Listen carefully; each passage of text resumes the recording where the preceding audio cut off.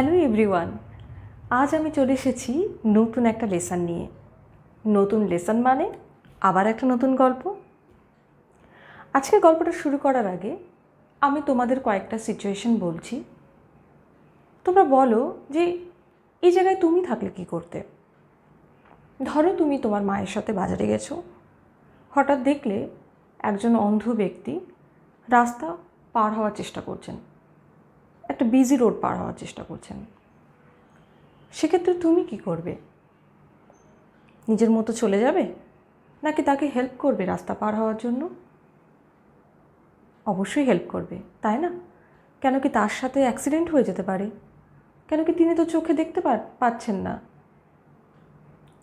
অনেক সময় দেখবে যে কোনো হয়তো কুকুর একটা রাস্তায় শুয়ে আছে, কয়েকজন ছেলে মেয়ে এসে অকারণে তাকে ঢিল ছুঁড়ছে। কুকুরটা না তাকে তেড়েছে, না তাকে কামড়েছে, কিছুই করেনি, সে হয়তো ঘুমোচ্ছে নিজের মতো, অথচ কয়েকজন ছেলে দেখবে তার গায়ে ঢিল ছুঁড়ছে। তো এটা কি কখনো ঠিক করা? একদমই নয়। শুধু কুকুর বলে নয়, যে কোনো প্রাণী, সে তো তার ক্ষতি করেনি, তাহলে অযথা কেন তাকে বিরক্ত করবে, কেন উত্ত্যক্ত করবে? এটা কিন্তু উচিত নয়, তাই না? তো এরকম অনেক কাজ আছে যেগুলো আমরা রাস্তাঘাটে ঘটতে দেখি, আমাদের মনে হয় এটা অনুচিত হচ্ছে। অনেক সময় আমরা প্রতিবাদ করি, আবার কখনো কখনো নিজের ব্যস্ততায় চলেও যাই। আমাদের কিন্তু সবসময় উচিত যে এগুলো লক্ষ্য করা এবং প্রয়োজন হলে মানুষকে বলা এই বিষয়ে যে কী করা উচিত আর কী করা উচিত নয়। তোমরা তো অনেকেই স্কুলে চকলেট নিয়ে আসো, তো কখনো সেগুলো বন্ধুদের সাথে শেয়ার করেছো? করবে, দেখবে ভালো লাগবে। কখনো একজন ভিক্ষুককে, একজন ক্ষুধার্ত মানুষকে খাবার দিয়েছো? যদি দাও, দেখবে নিজেরই ভালো লাগবে। তো এই যে মানুষের নেচার, আমি এতগুলো উদাহরণ দিলাম, এই মানুষের এই নেচার, এই প্রকৃতিকে কি বলে জানো? কাইন্ডনেস, দয়া, যা প্রত্যেকটা মানুষের মধ্যে আছে এবং থাকা উচিত, তাই তো? আমাদের আজকের গল্প এমন একজন মানুষকে নিয়ে, যিনি হলেন দয়ার প্রতিকৃতি। তাই আমাদের আজকের গল্পের নাম আ প্রোফাইল ইন কাইন্ডনেস। তো কার সম্পর্কে এই গল্প এবং কী সেই ঘটনা, সেগুলো আমরা এবার জানব। আমি গল্পটা পড়ছি, প্রথমে আমি রিডিং পড়ছি, তোমরা শোনো, তারপর আমি সেটা মানেসহ বলবো, একটু লক্ষ্য করবে, কেমন? 98 page. The night was calm and quiet. A man was walking alone in the dark. Suddenly he heard some children crying.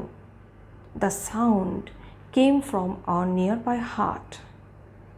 The man was curious. He saw a faint light coming from the hut. He came close to the hut. He listened carefully. কিছু বুঝলে? আচ্ছা, আরেকবার পড়ছি। The night was calm and quiet. রাত্রিটা ছিল শান্ত এবং নীরব। A man was walking along the dark. একজন মানুষ একা অন্ধকার রাস্তায় হেঁটে যাচ্ছেন। Suddenly, হঠাৎ, he heard some children crying. তিনি শুনলেন যে কিছু ছেলে মেয়ে কাঁদছে। The sound came from a nearby hut. শব্দটা আসছে পাশেই, কাছেই একটা কুঁড়ে ঘর থেকে। The man was curious. তার কৌতূহল হলো। He saw a faint light coming from the hut. তিনি দেখলেন একটা আবছা আলো কুঁড়ে ঘরের মধ্যে থেকে আসছে। He came close to the hut. তিনি সেই কুঁড়ে ঘরের কাছাকাছি এলেন। He listened carefully. এবং মনোযোগ সহকারে শুনলেন। কি শুনলেন? আরেকটু পড়ি গল্পটা। Let's continue. The man heard a woman talking to the children. Don't cry. The rice will be ready soon. he said. The man looked inside the hut. He asked the woman, "Why are the children crying?" The woman replied, "They are hungry. I have nothing to feed them." The man saw that water was boiling in a pot, but there was not a single grain of rice in it. He was surprised. মানেটা বলি? The man heard a woman talking to the children. লোকটি দেখলেন যে একজন ভদ্রমহিলা বাচ্চাগুলোর সাথে কথা বলছেন। কি বলছেন? "Don't cry, কেঁদো না। The rice will be ready soon," she said. তিনি বলছেন যে কেঁদো না, খুব তাড়াতাড়ি ভাত হয়ে যাবে। The man looked inside the hut. তো এই কথা শুনে লোকটি কুঁড়ে ঘরের দিকে দেখলেন, তাকালেন। He asked the woman, "Why are the children crying?" তিনি ওই মহিলাকে জিজ্ঞাসা করলেন যে শিশুরা কাঁদছে কেন? The woman replied, "They are hungry." তো তখন ওই মহিলা বললেন যে ওরা ক্ষুধার্ত। I have nothing to feed them. তাদের খেতে দেওয়ার মতো আমার কাছে কিচ্ছু নেই। Nothing. The man saw that water was boiling in a pot. তো লোকটি দেখলেন যে একটা হাঁড়িতে, মাটির হাঁড়িতে জল ফুটছে। But there was not a single grain of rice in it. কিন্তু তার মধ্যে একটা চালের কণাও নেই, কিচ্ছু নেই। She was surprised. অবশ্যই তিনি বিস্মিত হলেন, অবাক হলেন। কেন অবাক হবেন না? বাচ্চারা ক্ষুধার্ত, মা বলছে তাড়াতাড়ি ভাত হয়ে যাবে, কেঁদো না, অথচ দেখছেন যে হাঁড়িতে খালি জল ফুটছে, একটা চালের কণাও নেই, কি করে ভাত হবে? তাহলে এই যে একটা সিচুয়েশান, কেন এই সিচুয়েশান, মা কেন এরকম মিথ্যা কথা তাহলে শিশুদের বলছেন, কেন প্রতিশ্রুতি দিচ্ছেন, এটা আমরা পরের দিন জানব। ঠিক আছে, আজকে এটুকুই থাক গল্পটা। এবার দেখো, নিশ্চয় কিছু কিছু ডাউট তো হয়েছে কিছু কিছু শব্দের ওপর, তাই না? প্রথম কথা হচ্ছে CALM, আমি কেন কাম উচ্চারণ করলাম? এটার উচ্চারণ তো কারণ হওয়ার কথা ছিল না। CALM উচ্চারণ কাম। কাম মানে কি? কাম মানে হচ্ছে পিসফুল, অর্থাৎ শান্তিপূর্ণ, নির্ঝঞ্ঝাট, কোনো ঝামেলা নেই, ঝড় নেই, কিছু নেই, শান্তিপূর্ণকে বলা হয় কাম। কাম এবং কোয়াইট এই দুটো শব্দ প্রায় একই মিনিং। কামের জায়গায়ও আমরা অনেক ক্ষেত্রে কোয়াইট ইউজ করতে পারি, কোয়াইটের জায়গায়ও কাম ইউজ করতে পারি, সামান্য কিছু ডিফারেন্স আছে মিনিংয়ের। কোয়াইট মানে হচ্ছে সাউন্ডলেস, মানে যখন নীরব, কোনো শব্দ নেই, চুপচাপ, কোনো হইচই নেই, কিছু নেই, শান্ত। ঠিক আছে, তাহলে কোন ক্ষেত্রে কাম ব্যবহার হয়, কোন ক্ষেত্রে কোয়াইট ব্যবহার হয়? ধরো এরকম তো তুমি কাউকে বলতে শুনেইছো, হয়তো প্রচণ্ড রেগে গেছে কেউ, তাকে বলা হলো প্লিজ কাম ডাউন, মানে কি তুমি শান্ত হয়ে বসো। তার মানে কি সে ভীষণ বিচলিত হচ্ছে, হ্যাঁ, ভীষণ টেন্সড দেখাচ্ছে তাকে, সে হয়তো চিন্তায় ছুটোছুটি করছে। এরকম সময় তাকে বলা হয় প্লিজ কাম ডাউন, প্লিজ তুমি একটু শান্ত হও, শান্ত হয়ে বসো। আর কোয়াইট, যেমন ধরো ক্লাসের মধ্যে তোমরা হয়তো খুব হইচই করছো, টিচার তোমাদের অনেক সময় বলেন না, প্লিজ কিপ কোয়াইট, সবাই একটু চুপ করে শান্ত হয়ে বসো, সবাই চুপ করো, আমি এখন পড়াবো, তাই তো? বা বলতে পারি she is very quiet girl, মেয়েটি ভীষণই শান্ত মেয়ে, মানে কি সে চিৎকার চেঁচামেচি করে না, হইচই করে না, কথা শোনে, চুপচাপ থাকে। তো এরকম ক্ষেত্রে ব্যবহার করা হয় কোয়াইট। কাম এবং কোয়াইট প্রায় একই মিনিং। তারপর হলো নিয়ার বাই। নিয়ার বাই শব্দটা তোমরা শুনলে না, the sound came from a nearby hut, মানে শব্দটা আসছে একটা কাছাকাছি একটা কুড়ে ঘর থেকে। নিয়ার বাই মানে কাছাকাছি, কাছেই, নিয়ার, দূরে নয়।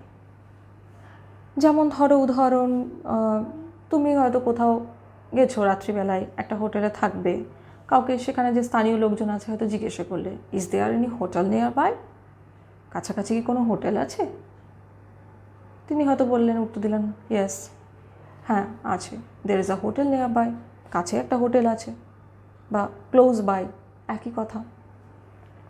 হ্যাঁ, বা তুমি হয়তো কাউকে জিজ্ঞাসা করলে যে স্টেশনটা কোথায়, তো তিনি উত্তর দিলেন যে the station is nearby, বা the station is close by, স্টেশনটা কাছেই। হ্যাঁ, তো এরকম তোমরা নিয়ার বাই বা ক্লোজ বাই ইউজ করতে পারো এইসব সেন্টেন্সে, কেমন? আচ্ছা, ফেইন্ট। ফেইন্ট মানে, ফেইন্টের অনেক রকম মানে হয়, এখানে যেটা সেটা হচ্ছে ফেইন্ট মানে আবছা, মানে কি ঝাপসা, ভালো দেখা যাচ্ছে না, ক্লিয়ার নয়। হ্যাঁ, আলো আছে, পুরোপুরি একদম যে ডার্ক তা নয়, হ্যাঁ, কিন্তু স্পষ্ট নয়, অস্পষ্ট, এরকম বোঝাতে ফেইন্ট ব্যবহার হয়। এছাড়াও ফেইন্ট মানে দুর্বল, ক্ষীণ, ভীতু, বিভিন্ন সেন্টেন্সের ক্ষেত্রে ফেইন্ট বিভিন্ন রকমভাবে ইউজ হয়, কিন্তু আমাদের গল্পে ফেইন্ট মানে এখানে ডিম, মানে আবছা। যেমন কি এখানেই যেমন বলেছে যে he saw a faint light coming from the heart, একটা আবছা আলো আসছে। আমরা নিজেদের মতো করে বলি,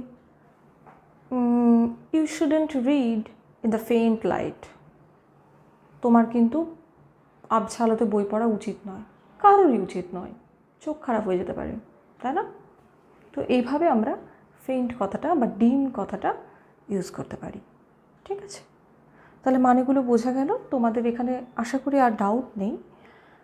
এবার অ্যাক্টিভিটি 1-এ কিছু ট্রু ফলস আছে। আমি আজকে গল্পটা যেটুকু তোমাদের বললাম তার মধ্যে থেকে এই ট্রু ফলসগুলো আমি সলভ করছি, তোমরা আমার সাথে সাথে বলতে থাকো একটা করে, খুব ইজি। ঠিক আছে, চলো করি।